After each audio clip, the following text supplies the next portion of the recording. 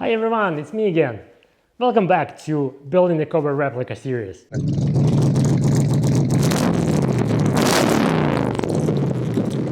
Thanks so much you all for your feedback and support to my previous videos about how much building the Cobra replica really costs, and the other video was building the Cobra replica in 25 minutes. Some of those viewers who really paid attention, they noticed that the video was sped up and the building process did not really take 25 minutes.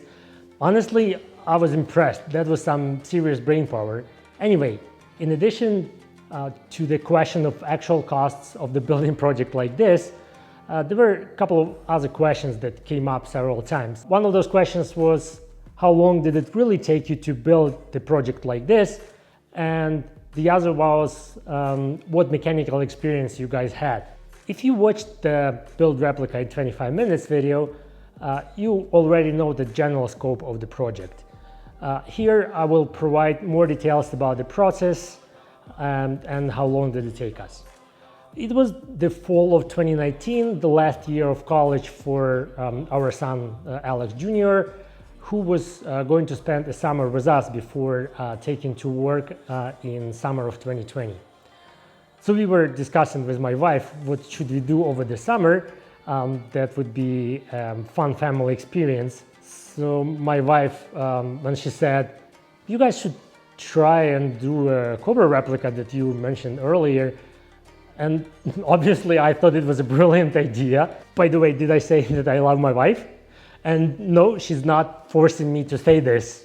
Anyway, I didn't know much about the requirements for the project like this. But I mean, how hard can it be, right?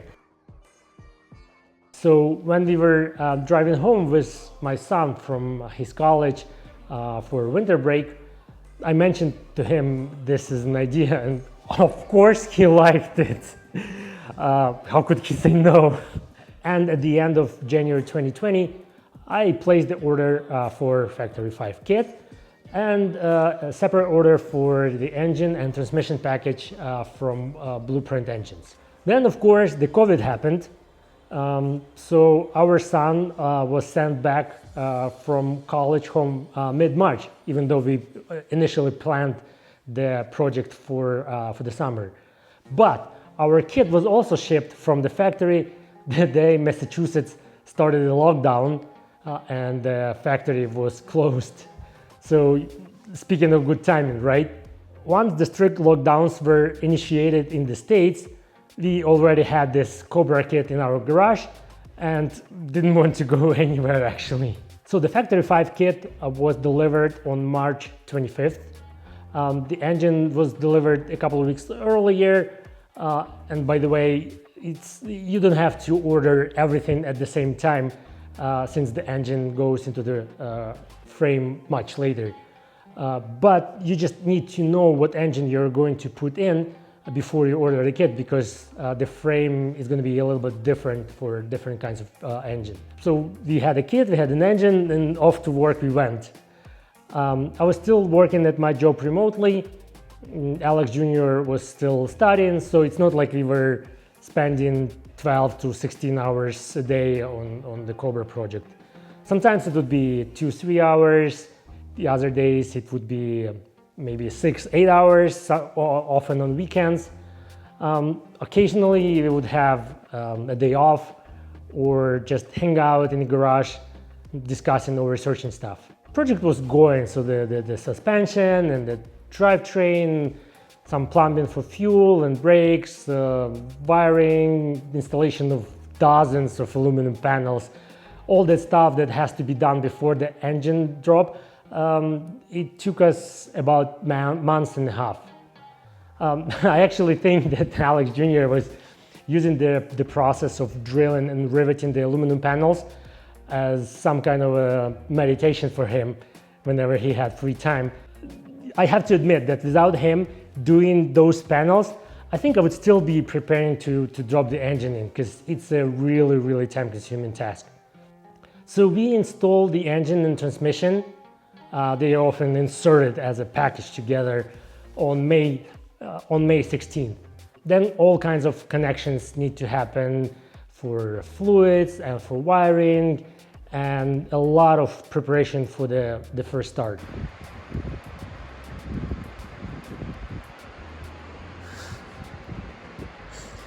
I don't know, I kind of like it. It looks like speed. I don't know, it's fast. It's fast oil. Meanwhile, Alex Jr. graduated from his college, NYU, so we had a little bit more time to spend on the project. We were still missing the wheels and tires from the Factory 5 initial shipment, and it slowed us down a bit with the first start, because we didn't want to do the first start in the garage. Some people suggested that it's better to avoid doing the first start inside the garage in case things go south, and I've heard stories that it did happen, that the garage burned down. But at the beginning of June, the wheels and tires were finally here, so on June 13, we were ready. Yeah, keep your hands far away from that. Yeah. Like off the steering wheel. Handle? Crank the car. Okay.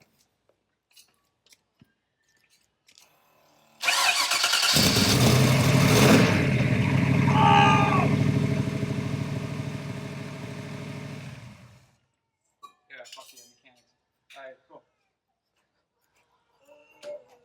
Yeah, see, when everything's... Thank you! Thank you! Yep. Yes! Yo, you want the dumbest thing about that? Yeah. I never put the wire back on the spark plug.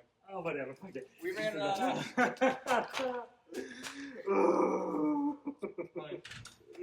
Yep, it ran. Yes! Yes! Thank you. Thank you.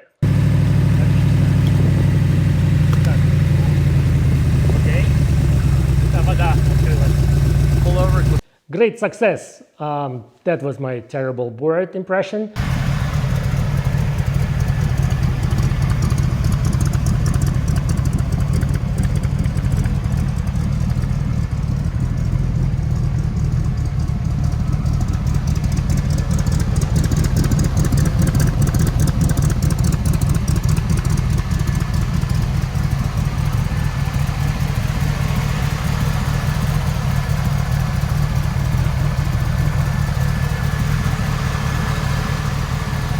After the first start, there was a lot of additional assembly, all kinds of extra parts that are needed once the engine is running and the car is capable to drive.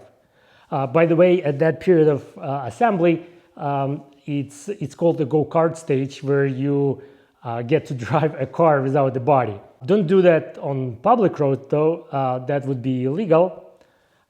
But we drove a bit around our development, and needless to say that our neighbors were super excited.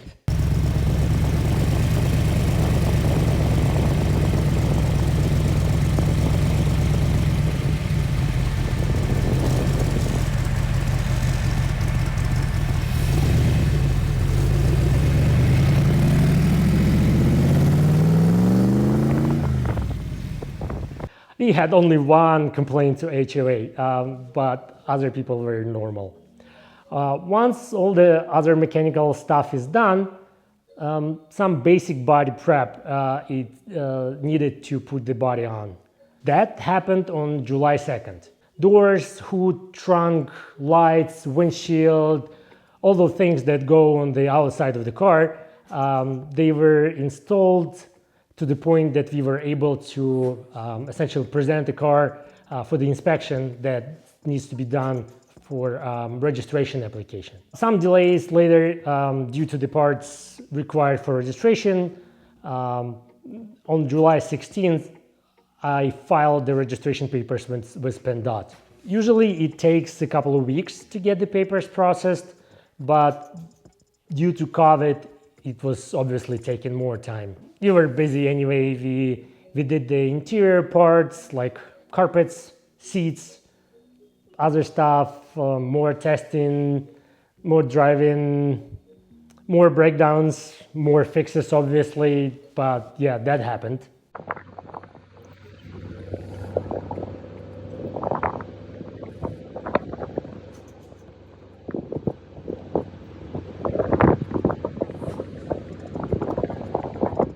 Like I said, we weren't in a rush at the time because we were still waiting for a registration to go through. But it did went through, and finally we received the license plate and registration at the end of August. I think it was August 22nd or something. At that point, we were officially done with the major part of assembly. Some tinkering here and there, but the main part was done. We were able to drive on the public roads with a license plate, registration, and insurance. Technically, we didn't track the amount of time that we spent on the build, but my guesstimate would be that somewhere from 600 to 700 man-hours between two of us went into that project. We weren't particularly in a rush. We also had some downtime due to parts being late, or to when some research was needed, or some screw-ups with assembly and parts like the wiring or redoing the power steering. I've heard that if you have all parts and you know what you're doing, that technically the assembly can be done in 300 man-hours. But you just have to remember that assembly process is very, very rewarding, so I would not recommend to rush through that process. So yeah, I hope that this estimate helps you understand better where this may land you if you decide for the project like this. Doing this as two-person team, or maybe more, well, in our case it was two-person, definitely helps, where we can split some tasks, help each other, discuss things that we do not understand, etc., argue about it, obviously, of course, but at the end, yeah, we did it. Which finally brings us to the second question. How much mechanical experience is needed for a project like this? Well, frankly, our our mechanical experience was very limited. None of us obviously had any prior experience in assembling a car. I have a degree in finances, although I work in software development doing product management. Our son, Alex Jr., just majored in physics and economics and works in finance. And I would describe us more as a proud graduates from the internet university with major in all kinds of mechanics memes and YouTube project videos, Top Gear videos, and similar things. We have some basic understanding of how cars work, the general knowledge and principles why cars are moving and stopping, but not much more. The biggest thing that I did on my car prior to this was replacing some brake pads and rotors. At some point I did installation of brake ducts, which required the removal of front bumper, but neither of us performed oil change or brake fluid flush or connected harness to gauges in the engine. I built a Porsche 911 GT3 once from a Lego kit, but that probably doesn't count. And I also have to mention that Lego manuals are very, very detailed, where essentially every brick installation requires, it has its own illustrated step in the manual.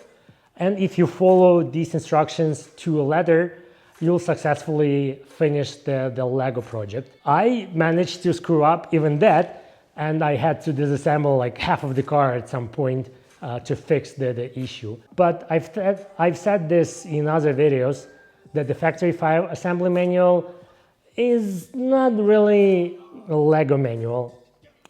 And it's understandable considering that all the options and there are different ways to build a kit.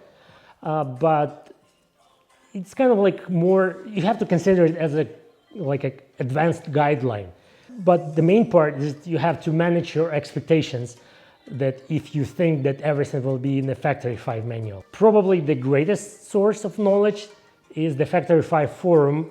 I'll put the link in the description. It's also an awesome source of inspiration and advice, how to spend additional money on modifications. So you have to be aware of that. Useful modifications. I've done a lot of them because of the forum, and they are good. But we would be stuck many times without the forum. The main part is this. Do not let the lack of the experience steer you away from such project. The Factory 5 kits are built upon thousands and thousands of builders like us. and the company makes a lot of things simple enough, and you will do this while having enormous amount of fun. Enough fun that now I want to assemble another kit, so maybe it's going to be a Daytona Coupe this time. That was that. Thank you for watching and good luck. Subscribe, ask questions. You see I do answers to them, and I'll see you soon. Thank you very much. Bye.